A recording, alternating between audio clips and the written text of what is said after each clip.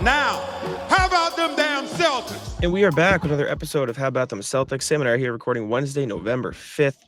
We'll have the Celtics Wizards game. I forgot who they were playing for a sec in this one as well, but we're here before that to give you the rest of the show. How you doing, Sam? Doing good. Excited for the game tonight. Hopefully it goes better than me being excited about Monday's game. Celtics will look to bounce back against the Wizards, and should be able to handle it. Hopefully, you would imagine. But you never know this year. It's kind of the beauty of the season. We'll talk about that. We'll go through the emails. We will do your rat list. We'll go around the NBA. It's going to be a lot of fun. Stick around through all of it. Subscribe to the channel. Jack and I are here every single day. Full pods drop Tuesday, Thursday, Sunday game recaps morning after each game. And other videos are here in between to keep you up to date with all things Celtics. But yeah, we can get into it. Here's however we reacted after the game. All right, we are here after the Celtics win over the Washington Wizards, bounce back with a 136-107 victory on Wednesday night after the tough loss to the Jazz on Monday night. Rough first quarter, and then they just blew the doors off of Washington. So good win. I mean, this is what you want to see against the Wizards. I had dipped my feather in ink to sign my Tank FC contract in the most fancy style possible. And then I don't even really know which player I'd like to credit with this. Maybe Jordan Walsh, maybe Jaylen, maybe Payton Pritchard just came in and ripped the feather out of my hand. We're like, not today. They did a really great job of just coming back from the dead, which is a really weird way to put it after just one quarter. Like they were no means like dead, but the energy was dead. They didn't seem like they were going to have a very good game. Jaylen Brown had 16 of the 20 points they had scored at one point. Like, it was brutal. Nobody could do anything except Jaylen. And to his credit, Jaylen was phenomenal once again today. He finished with 35. I think he was 13 of 19 from the floor, 2 of 3 from 3. Like, the guy has been, besides one or two, like, he wasn't tremendous against the Jazz and wasn't really good against Houston. But for the most part, it's just been absolutely on a mission this year. Like, unstoppable, easily getting to his spots. Health probably has something to do with it, you know. I might have asked him about it after the game because I had no idea what I needed to ask him. But yeah, he's definitely much more healthy this year. You can see it. He has more bursts, and he's easily able to get to his spots because of it. And it's paying dividends for the Celtics, so that was great to see. Just a lot of really cool things that happened in this game. I mean, obviously, blowout win, really cool. Doesn't happen as often anymore, but it's cool when it does. Josh Minott sets a career high. Neemias becomes the first Celtic to have 15, 12, and 5 assists on 100% shooting, according to Celtic stats on Twitter. Jordan Walsh shows proof of life. He's put in the game. Just honestly, a really fun game to be at. Like, a lot of fun storylines coming out of this. So we can start wherever you'd like. Yeah. First, just backing your point, Jaylen was incredible. I mean, he couldn't miss. I think you tweeted like 15 of their first 19 points. He finished with 35, 5-5 in under 26 minutes. I think Dick Light tweeted he's like one of 6 players to ever do that, or the 5th player to ever do that, and the only one to do it in 25 minutes like him is Jordan. It's a pretty good game. I know it's a niche stat, but whenever you're in the same category as Michael Jordan, you probably did something pretty fucking well. He can't miss. He's been incredible. He's picking his spots beautifully. He's getting to the mid-range. He's getting to the hoop, driving well. He looks incredible. Neemias Queta was the biggest thing for me, and maybe not even so much Neemias Queta, but the fact that it was Neemias Queta or no center, and you have to play Josh Minott at the 5. And in the first quarter, Joe went to Luka Garza minutes, and it didn't work. Luka Garza was a turnstile at the rim. He couldn't guard. Neemias Queta wasn't great in the first quarter either, but this happened in the Jazz game and it happening at the night. Like, if Neemias Queta wasn't on the floor, the Celtics were not going to play great basketball. They found some sparks with the sort of small ball 5, Josh Minott, Jordan Walsh lineups, which I thought worked pretty well. But credit to Neemias Queta. He looked great in this game past the first quarter. I was setting good screens, was huge impact on the defensive end. He had 5 assists. Like, he was just doing a little bit of everything. Followed up a solid second good start in a row. I don't think he was great in this, second half of the Jazz game, but no one was. But credit Neemi. He's had a great season so far. I was very low on him for the past 2 years. Like, I've been unsure about his development, his ability to, process the game and stuff like that. But he's been really, really good, and I've been very impressed. And tonight was another example of that. Yeah, I mentioned Jaylen. Well, you mentioned it too. We both mentioned Jaylen had 15 of the first 19. The other 4 were Neemi. Neemi was the only other guy that would put the ball in the basket early in this game. And, to his credit, he's done a really great job of being in the right spots, getting out of the screens, getting to the roll. Like, he had a couple pick and roll dunks in this game, and I just think he's starting to get a better feel for everything out there. Like you said, it was a big weakness for him coming into the season where you couldn't feel great about it. Anytime he'd actually gotten significant minutes in the last 2 seasons, it was just like sometimes he had it, a lot of times he didn't have it, and he was out of position and kind of clunky. And it feels like there's less and less of that. And maybe the more these minutes come, the more experience he gets playing against top-level talent, the more comfortable he'll become doing so. The one thing I'll say about him is just throughout the season, Joe Mazzulla has been consistent on what they expect out of him, the standard they're holding him to, and the confidence they have in him meeting that standard. It has been clear-cut. The Celtics, this is their guy, at least for now. Like, he has to be their guy. But he has proven that. It's not just lip service. Like, he's showing you real growth. You mentioned it. It's literally him or nobody. They've been so bad off the bench behind him. They just haven't quite been able to find the right fit. And today they went to Josh Minot, which the first time they went to it, it was a net nothing. It was a 0 on the plus minus. And then the second half was a +9. It was actually part of the lineup that closed the third quarter, and they went on that big, 9-0 run, 13-22 by the final horn. Like, they did a pretty good job at it. Ironically, Minot didn't have a ton of rebounds in this game, but he was out there to be the center. Honestly thought it was fine. It's not going to always work. Washington presented a group of players that they could do it against, so I'm sure they were more than happy to oblige. But, like, if you're playing against, the Rockets, can't happen. They couldn't even hang with the Rockets with Neemi. They can't just be like, no center at all. So it's something to watch throughout the season. It was a nice development, and so is Neemi. Neemi's been a nice development too. Yeah, and he's not perfect. Like, I don't want this to turn into, oh my God, he's amazing. Like, I still don't know if I'm sold on him being like the starting center for a championship team when Tatum comes back.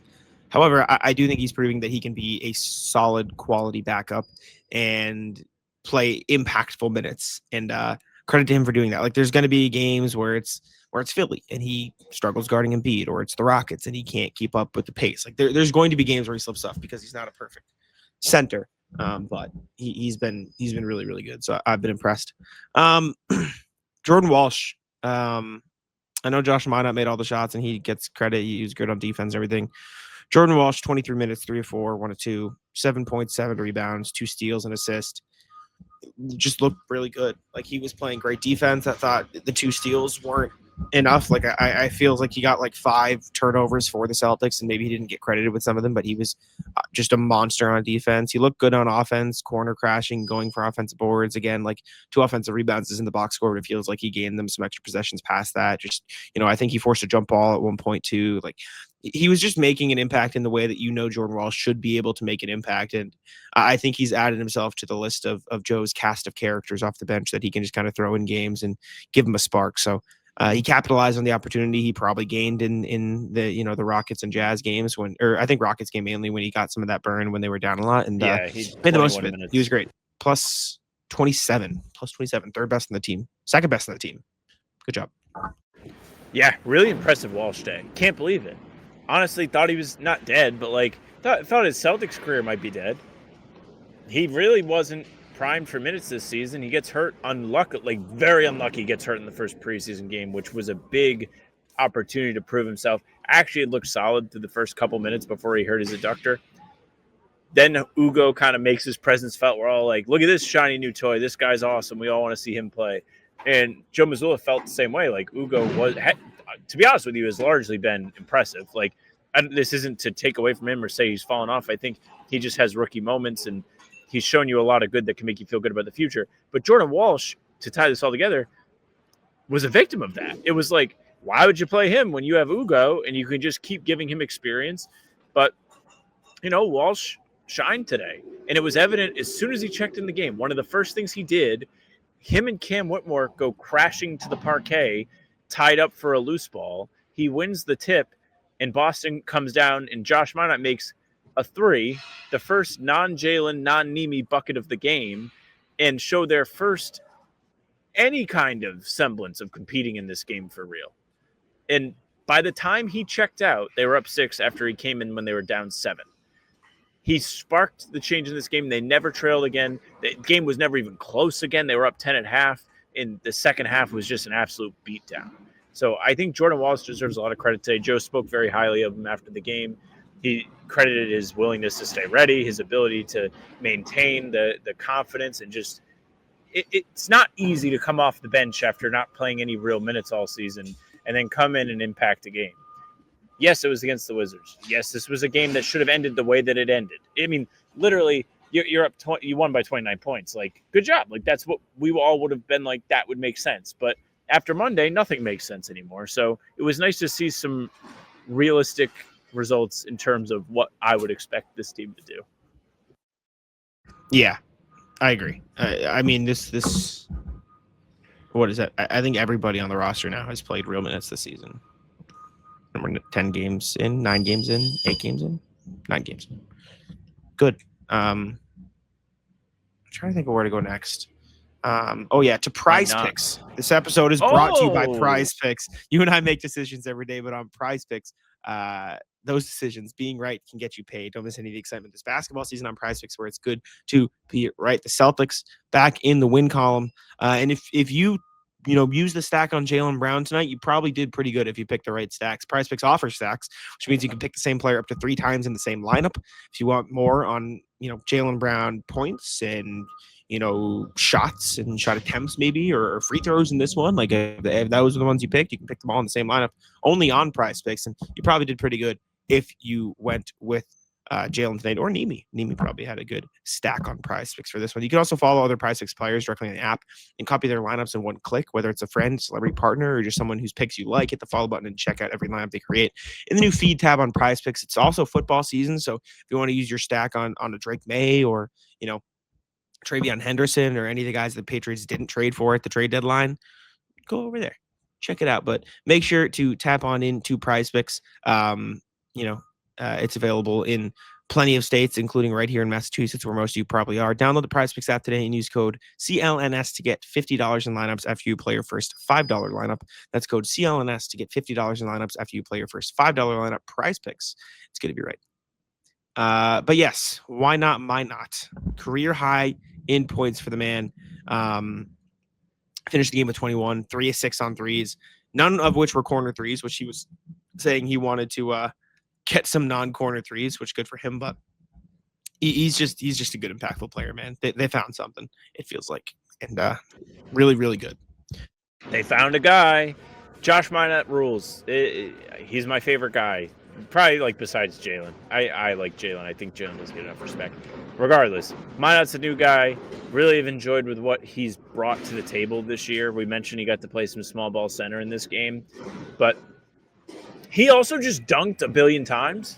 I think he had 4 or 5 dunks in this game. He had a nasty poster on Marvin Bagley. Almost got Alex Sarr, which was deemed a no call after a challenge, but it was originally called a foul.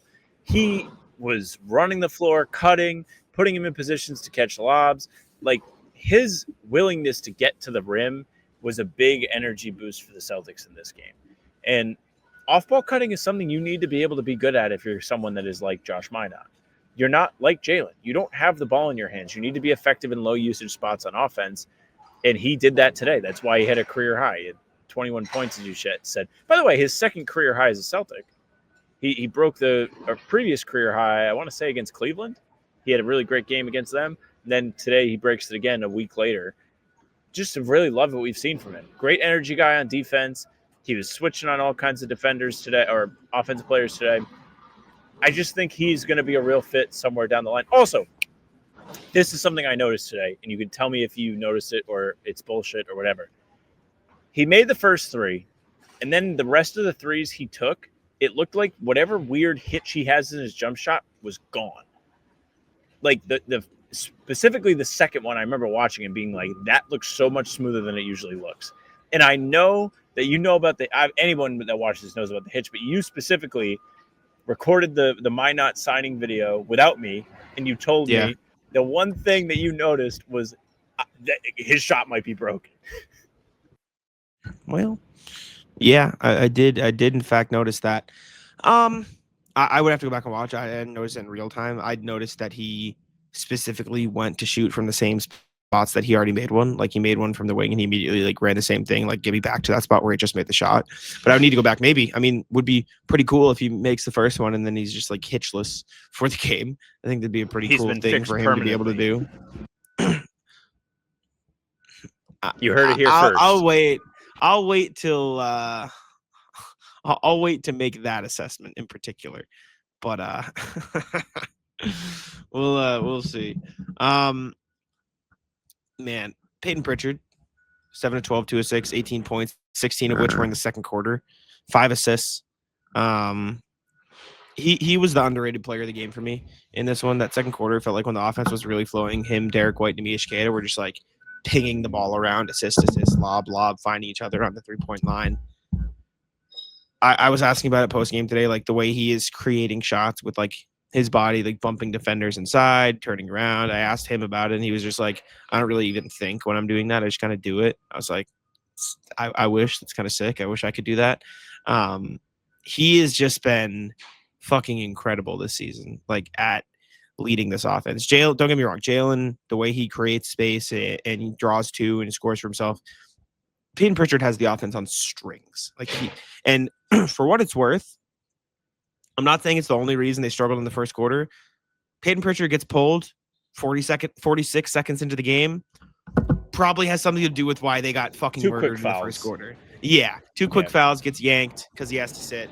Don't think he came in for the rest of the first quarter, and the Celtics get fucking killed in the first quarter.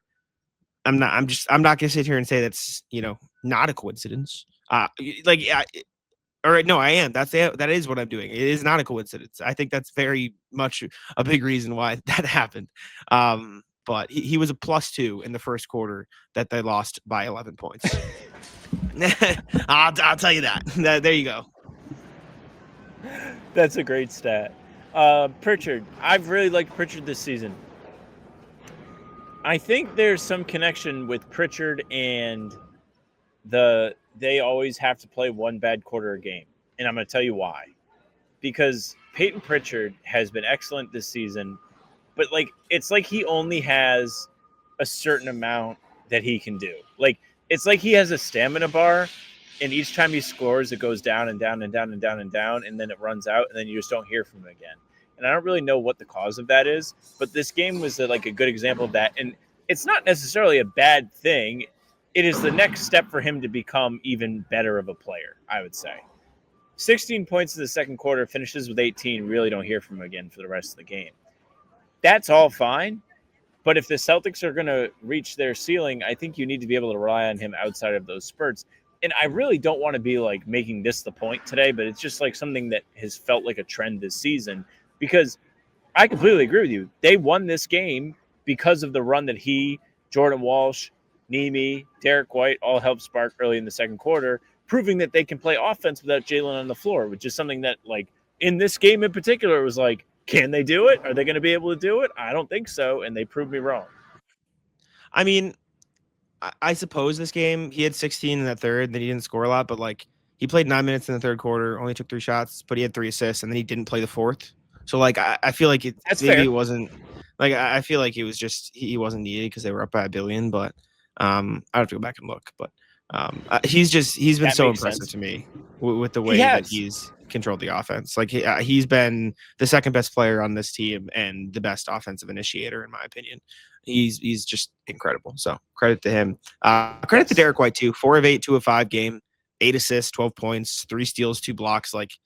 Derek White's defense has been fucking incredible this season. He has. I mean, I need to check. He probably doesn't compare to Wemby and Amen Thompson and them, but he has to be towards the top of the league in total stocks.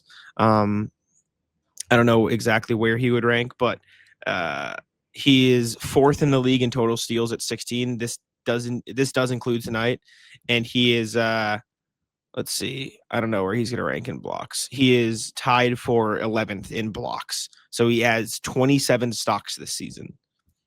That's pretty good. Where does Josh Minot rank in steals in particular? I feel like he had 3 today. 17th, tied for 17th in steals. He has 12 and 4 blocks. Good steals. Celtics forcing a lot of turnovers, but shout out to Derek White. Very efficient game. Got to his shots and didn't do too much. Played 28 minutes, 8 assists. He and Neemi had a great chemistry in the second quarter. No turnovers, 8 assists. beautiful.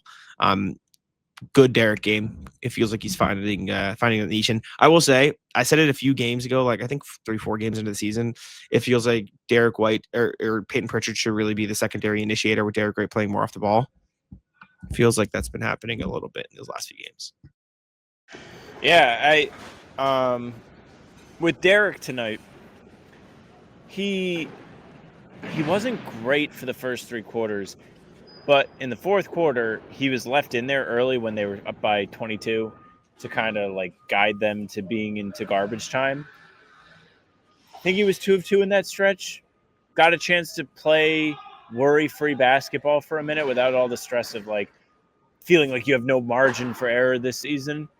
And I'm hoping that helps him going forward. Like there's going to come a time this season where Derek White can be effective offensively again, right? Like it has to happen. And whether it has to be off the ball is a legitimate question. It might be, because that was the role they kind of used him in today. They didn't put a lot of pressure on him to try and be the initiator, and that's fine.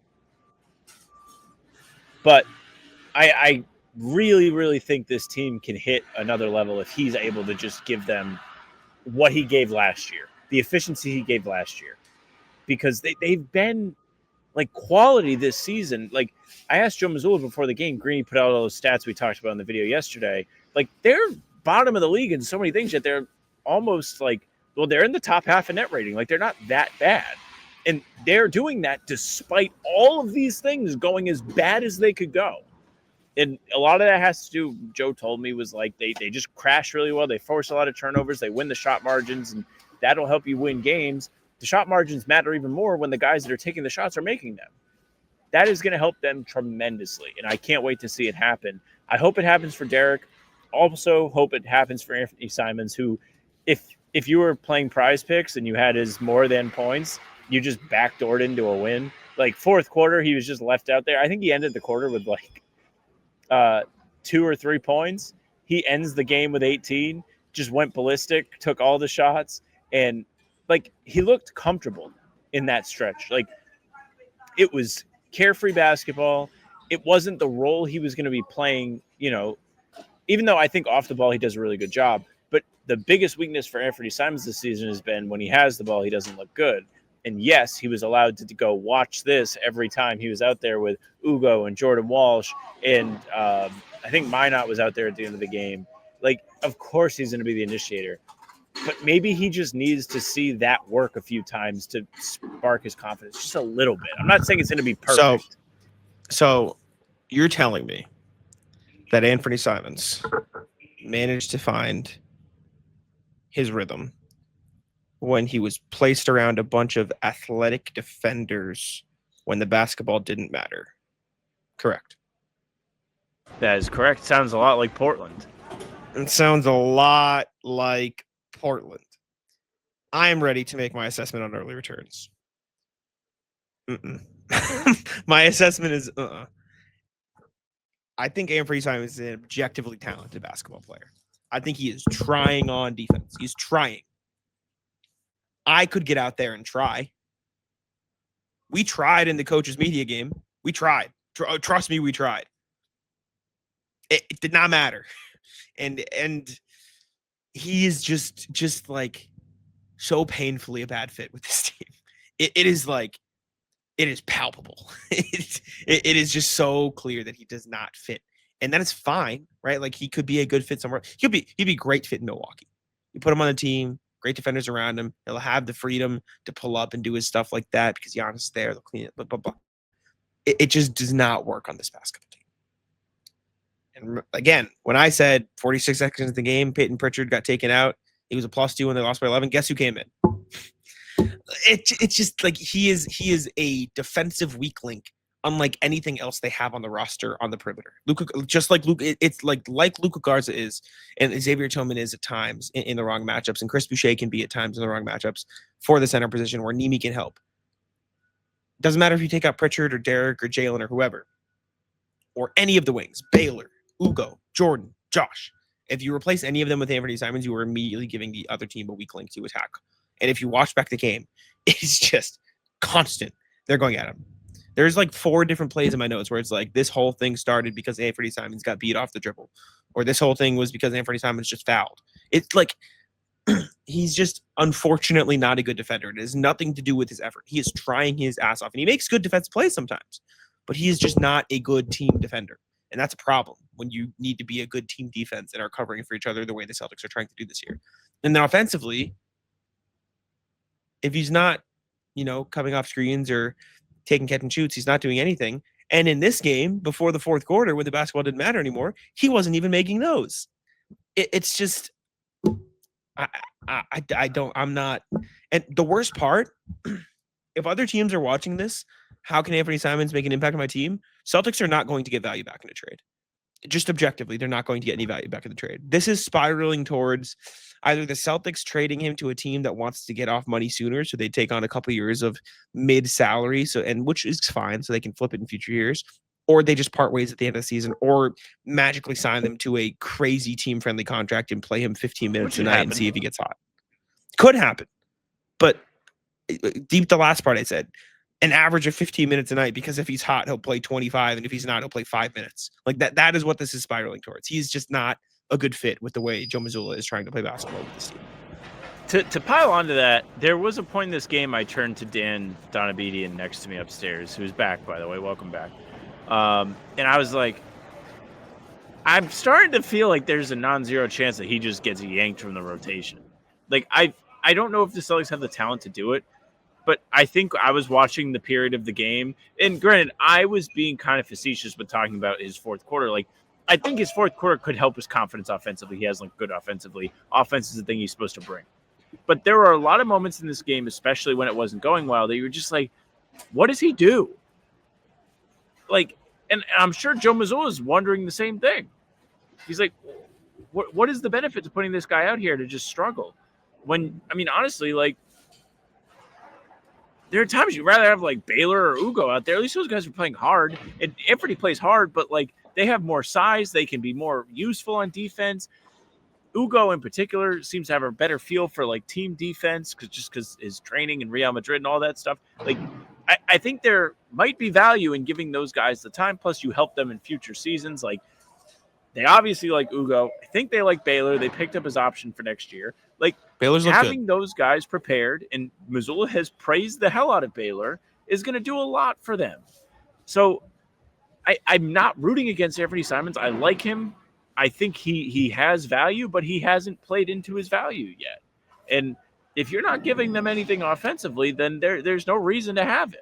It's just awkward. Like his offensive fit just gives you a couple possessions a game that you're just like, everybody catch your breath. Watch this, and it doesn't go well. It just doesn't work. Sam Hauser, 1 of 6 from 3, not good. Sam Hauser also shooting shockingly bad from 2-point range this season. I think he was like 1 of 6 going into the game, and he missed 2, so he's like 1 of 8 now from 2, which is hilarious. But it was fine. Crashed the glass a little bit. Like it didn't hurt them. I still think he took good shots, but was just cold. Ugo was good in his minutes, 2 of 4, 1 of 1. Household dove on the ground a little bit. Baylor was fine in his 3 minutes. No Boucher, no Tillman.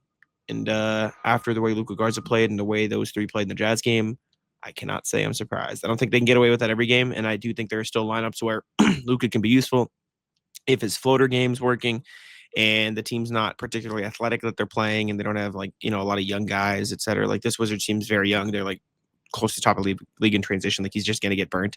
I think Tillman will also be important in matchups like where they have to play a Jokic or an Embiid because he is really good against those types of players. And he's comfortable. I asked him about it in Philly. He said he's very comfortable in those matchups because he's done it before. And Boucher, his athleticism, his energy, like there's still gonna be spots for those guys, but on a night-to-night basis against most matchups, it just you test it out like they did with Garza. If he doesn't have it, he's getting torched. You just run mine at the 5, and that's fine.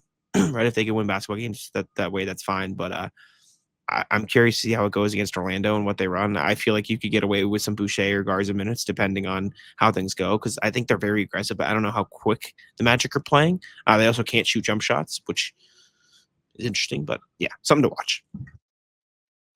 Can't believe we get to watch the NBA Cup in 2 days from now. It's unbelievable. Is it Friday or Sunday? Friday. most cup games are Friday. There's going to be like a Tuesday, Wednesday at the end of the month that they like cram in the games that are left over. But it will. I think the Celtics are every Friday, actually. So get ready. I'm excited. One final thought on Minot. I love him, but I don't want to pretend like he's a perfect player. He has nights where he also does not have it. And it's definitely rare, and it definitely hurts the team more because he's awesome and really important to them being good when he is on. But, like, he was off against Utah, right? Like, I'm not making that up. Like, he wasn't great. He wasn't good. No. Yeah, they need him to be more consistent. I think that's like another thing that will come with more playing time, hopefully. You never know. Like there's a reason why he was in Minnesota not playing. Like I'm sure there was something that the coaching staff there saw. The team also was very deep and there weren't a lot of minutes to go around. There wasn't a lot of wiggle room for error there because the other players are just so good. Why would you allow that? Here, it's probably a little bit more comfortable in that sense. So I'm excited to see more of them. I'm trying to think, do we miss anybody? I don't think so. I don't think so. I went down the list. I think that's pretty good. You got anything else? Any final thoughts or Cup Friday? Cup Friday. Cup Friday. But all right, we'll throw it back to the rest of the show. All right, we're back. Let's go right into the emails for you guys. Hopefully that was more fun than the Utah recap, but I in this current moment that I'm living in, I have no idea. So we have one email today. Reminders, as always, you guys can email us at hbtcpod@gmail.com. That's hbtcpod@gmail.com. The one we have today is from RJ, who says 2 things to say after the Utah game. Evening, folks. Just 2 comments. First, I still miss Luke Cornett. Second, the C's are on the same pace as the 22 squad after 8, 3-5. 3 of those 5 losses were to the Knicks and Wizards, who both finished with sub-500 records. Another loss was a 32-point blowout at the hands of the Raptors. So we're still good to make the finals. I'll take it. Be well, RJ, who does enjoy pissing off the Tank Commandos. Yeah, I mean, anything can happen. There's plenty of season left. I think that should prove it. But the big man position is the biggest thing for me. Like, I was like, I came on here like bashing them after the game. And I stand by a lot of what I said, but upon rewatch, what I realized is for as not great as Neemias Queta was, and I don't think he was great, he is so like by far the best of the options. Like the defense gets torn to shreds without Neemias Queta on the floor. And it was a real problem against Utah. I think, part of why that may be is he has had the most time playing with a lot of the current Celtics teammates he's playing with in the rotation, right? Like Luka Garza, whoever else is just absolutely. I mean, Tillman, I guess, has experience, but Luka Garza in particular is like still getting used to defensive chemistry within this team. So maybe that will help as time goes on. But, I think we should have all known this. Like this was obvious going into the season. It was not going to be a lot of fun to watch this front court play basketball. And I think we kind of all forgot it throughout all the hype of, oh man, the season's almost here. It's exciting. We're all excited to watch basketball again. Nimi playing in Eurobasket. He looked pretty good and was impressive. And, to his credit, I think he's held his own this year, especially relative to expectations after the first preseason game. I think he's been better than we would have predicted, which is a good thing, like good for him. The rest of the guys have just been mediocre to mid, like not terrible, sometimes terrible in certain categories, but like as much as Garza wasn't great last game, like there have been times where he has been great. Like when they were winning the 3 games in a row, he had a really important part in that. He did a good job coming off the bench, producing, giving them buckets, getting to the free throw line. Like he has things he does well, but the reality of this team is a lot of the players are flawed. And that's something we're all not really used to anymore. And we have to like reacclimate to, this guy can't really do everything. Yeah. Like he has some weaknesses, and it's a very odd thing to get used to. Yeah, I mean, listen, like Neemias Queta is 7 feet tall. Luka Garza is closest at 6'10". Boucher is 6'8". Tillman is 6'7". And even Luka Garza, who's closest to that, is just not quick enough to keep up on that end of the floor. Like Neemias Queta, even if he is not the smartest like defender, even if he hasn't gotten all the way there in terms of his development, is still built the best to defend at the NBA level by a long shot. And it's just really clear whenever he comes off the floor that the Celtics are going to have problems, right? Like you look back at every time they subbed him out. Garza, for my not subbed out. Celtics are up 2-14 in the first quarter. and then the Jazz go on a huge run where they bring it back to 19-22. Like, hello, like I wonder what happened in those minutes where magically Neemias Queta gets subbed off the court, and then the Celtics get like it's just every time they subbed Neemias Queta off the court, run, boom. Celtics up 8, 44-52 in the third quarter. Neemias Queta subbed out, and then the Jazz make a run, and it's tied at 60 or within what 3 minutes. Like it was bad. It was really clear. And I don't think I realized it as much at the time, but it's something I'm going to probably be watching a little closer moving forward. And credit to Neemias Queta, he definitely helps their defensive system more than any other big. So yeah, but let's go to the NBA section. Reminder is always no reminder here. Let's check in. I'll pull it up here so we can take a look at who's doing what around the league. Just one email today threw me off a little bit. Here are the standings for you that I have yet to pull up because I had them up and then I searched Boucher height in the same tab that I had it open in. Here you go. Sometimes Bulls you at gotta 6-1. find out the important stuff. Leading the conference at 6-1. Just beat Philly in a big comeback. I think a 24-point comeback. Philly is in second at 5-2. Pistons also 5-2. Then you got the Bucks, Heat, Knicks, Cavs, and a bunch of teams at 500 or a little bit below, and then the Pacers, Wizards, and 0-7 Nets rounding at the bottom. Really surprising start to the Eastern Conference. I think that is very fair to say. The top 5 teams, maybe you predict one of them could have made their way into the top 5. Certainly not Chicago or Miami, but the other 3 were like within reason to feel like they could be within the top 5. But Chicago being 6-1, having a tremendous start to the season. Josh Giddey just playing out of his mind in the first 2 weeks of his new contract is doing a lot for them. It's really cool to see. I mean, poor Chicago fans haven't had anything to be excited about for years. They've just been headed to the play-in every year. They didn't even have their own draft pick for years, and when they did have it, it would just be very mediocre end of lottery guys where you don't really know how excited you can get about them. Philly, what a collapse that was. I mean, I saw some stuff about Joel Embiid's second half. He was like 1 of 10, turned the ball over a bunch, gave them absolutely nothing. I continue to feel that Philly is a more dangerous team when Joel Embiid's not on the floor. And maybe that is just the bias that I've seen the 2 Celtics games where in the opening night game, he was dreadful because it was his first game back off the injury. And then I felt like the game in Philly where the Celtics squeaked away with a win. Like I thought Embiid wasn't helpful in that game either. And I think they're at their best when they're playing fast and Maxey and Edgecombe can kind of go crazy and just run at breakneck speed. With Embiid, you have to slow everything down. You have to let him post up. You have to let him do all his little moves and try and draw a foul and then go from there. I just think it kind of messes up their flow. Happy to see the Pistons playing well. That's for sure. Point differential isn't that crazy or impressive, but they're winning games, which is important enough. They had a good win over the Mavericks in Mexico City over the weekend. And Milwaukee's a good talking point, actually. We had Miles Turner back in Indiana for the first time this week after signing with the Bucks over the summer. Loud boos for Miles Turner, who, by the way, the Bucks Pacers, one of the best rivalries in the NBA over the last 3-4 seasons. They met in the NBA Cup, I think twice. Milwaukee lost to Indiana in the semifinal in Vegas, which we were both at. And I think the next season they got knocked out inversely. And then they've also met in the playoffs for the last 2 seasons. So there's a lot of bad blood between these 2 teams. There was the Giannis stealing the ball, or they took the ball from Giannis when he had 60 points or whatever, because they wanted to give it to the rookie who had scored his first points. And Miles Turner, who was done dirty by Pacers front office people, according to all like reports. Like it was like they lowballed him, like really didn't offer him an impressive contract. He played 10 seasons there. He goes and joins the Bucks. So we almost have like a not complete Ray Allen situation because Milwaukee was the losing side in the playoff series when they would see each other. But joining a rival is never a good thing. And he's just like, I can't believe they would boo me.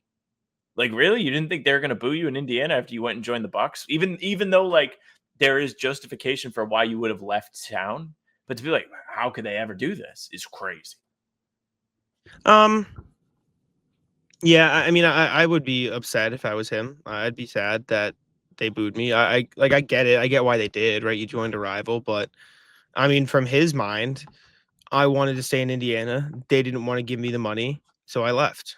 And sucks, but he was extremely important to that organization for a long, long, long time, right? Like, this is not the Ray Allen situation. Ray Allen was in Boston for what, 2-3 years? Miles Turner was in Indy He for was in 10 Boston for 5 seasons. years. So 5 years. Double it, and that's what Miles Turner meant to the Pacers. He was there for when they were like a dog shit organization for years, and then helped them get to the NBA Finals. Like, I don't know. Like, I get being upset and disappointed, but like you said, you have to understand a little bit. You did join the rival, so it is what it is. It's not about leaving. It's about where you left to. Well, if they paid him, he wouldn't have left anywhere. So that's what's going through his mind, I assume.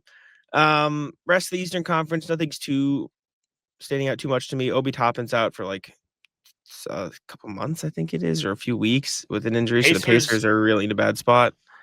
Pacers are shifting into tank mode. That is for sure. Mhm. Like, just the injuries, the little nagging things are starting to pile up. Like TJ McConnell missed the first couple weeks of the season. Now Obi Toppin's got his surgery coming up. Like, they are low key gearing up to start losing games, and they're doing it anyways because they are one of the worst teams in the league. Their differential is very bad and doesn't look like it's getting any better. Yeah. They might just be tanking, like you said. It's a bad spot. Western Conference, OKC 8-0 now. They're just nasty. Spurs, Lakers, Nuggets, Rockets, Warriors, rounding out the top 6. Wolves, Blazers also above 500. Then you get some of these middle of the pack teams who are still getting their feet off the ground, like the Jazz, Clippers, Grizzlies, Suns, and then Kings, Mavericks, and the Pelicans finally got a win, but are still 1-6 on the season. But they are not a winless team anymore. That distinction belongs solely to the Nets.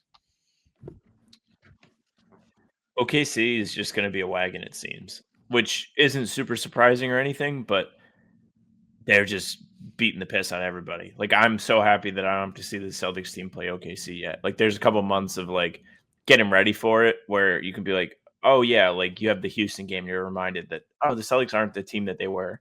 Like, I think playing OKC this early in the season would be really heartbreaking, to be honest with you, because they just seem like they haven't missed a beat. They're ready to try and repeat. Like, the people within this community that are like, man, I don't want to see a repeat champion because the Celtics couldn't do it. You might be in for it. You might be in for a tough wake up call. But like, the good news for those people is a lot of these other West teams are good. Like San Antonio, Denver, Houston, all double digit point differentials. Very impressive stuff. Notice the Lakers only 3.2. Maybe they're not that good. But they just keep winning games even though guys are out. Who'd they beat the other day? Portland with no Reeves or Doncic or LeBron. Like, how do they keep getting away with this? I don't know. Yeah, it was bad. It was, somebody on Twitter was like, they're good, man. They're ducking the Blazers. Like, Doncic and Reeves had both sat out there like, these guys don't want to see Portland, and then they still won. Oh, listen, man. Ayton had 29, Rui had 28, Nick Smith had 25 off the bench. They're I don't know, man. The Lakers are better than I think people are going to give them credit for. I think they're a good team. I think they've got a good roster.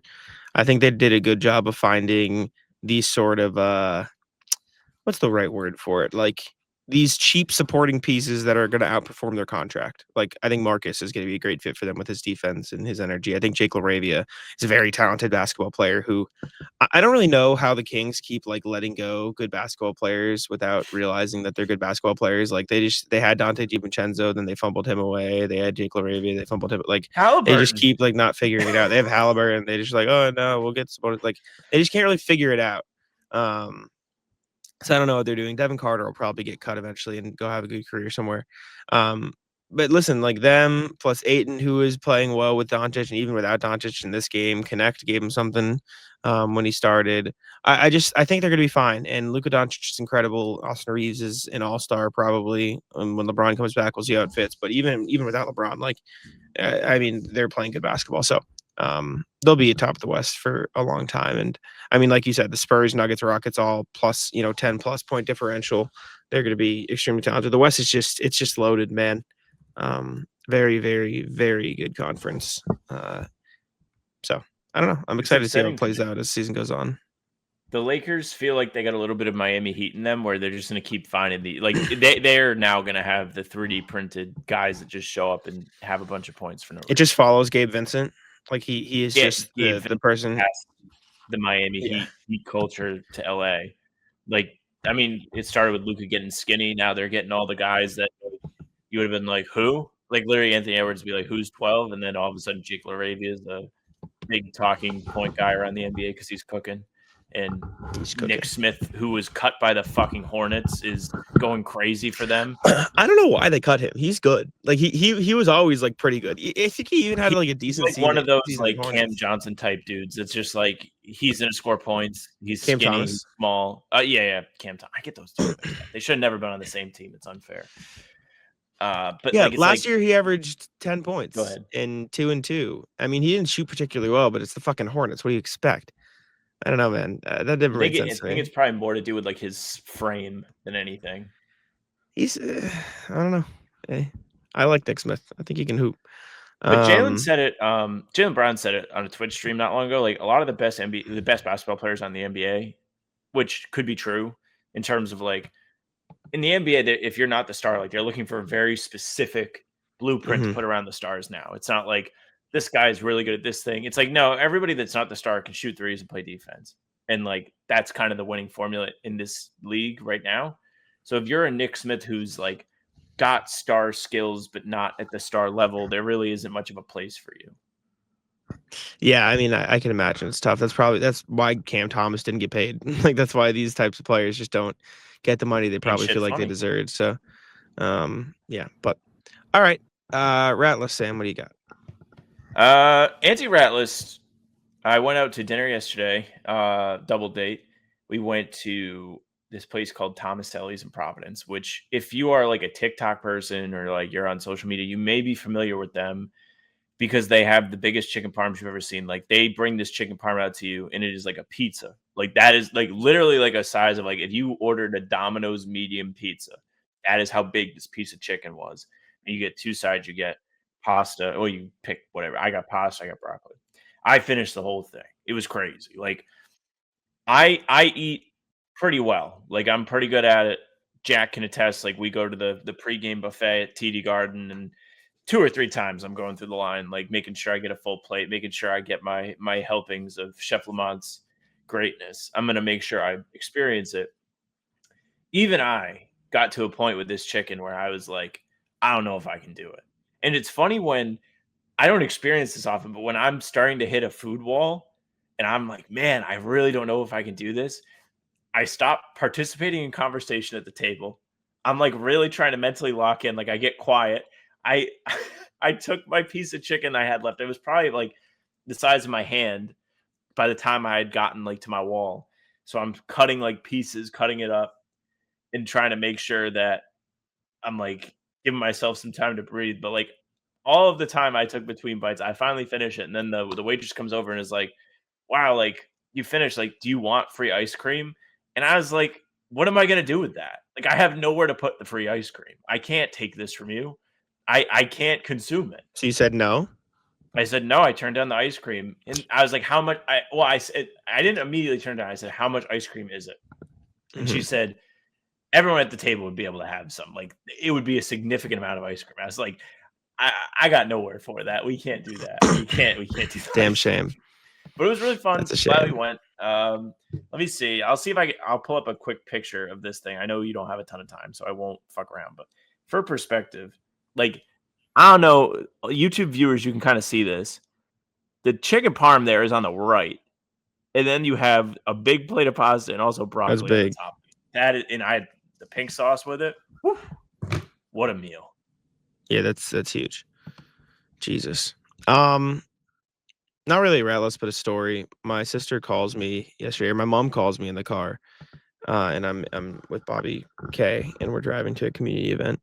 And I didn't answer. I was like, I sent her like a voice text, like, hey, I'll call you after I finish driving. And she goes, can you call me when you get a sec? And I'm thinking, like, what happened? What is wrong? Like, what's going on? Immediately, like, that's where I'm like, anytime someone shit. asks you to call, it's like, what happened? And she's like, there's a mouse in your sister's apartment, and she's laughing. That's not funny. I'm like, Mom, this is not That is not an acceptable reason to send me that text. In my head, I'm like, that you cannot do that. That's not okay. Then I call her back and I'm like, well, what do you want her to do? Like, laughing, sure, and then call an exterminator. That is the only course of action. And that conversation kind of ended. Then later in the day, at night, my sister calls me and I'm at a movie and I didn't answer. I'm like, I'm at a movie, I'll call you later. And I call her after and she sends me a video and there's just a second mouse like poking out of their stove. And so there's just like 2 mice in their apartment and her and her roommate are just freaking out. And they're like, should we stay here? Should we leave? What should we do? I'm like, you can come stay at my apartment if you'd like. I think you're totally fine. I don't think anything's going to happen. But if it's going to freak you out all night, then go sleep somewhere else and figure it out tomorrow. That's fine.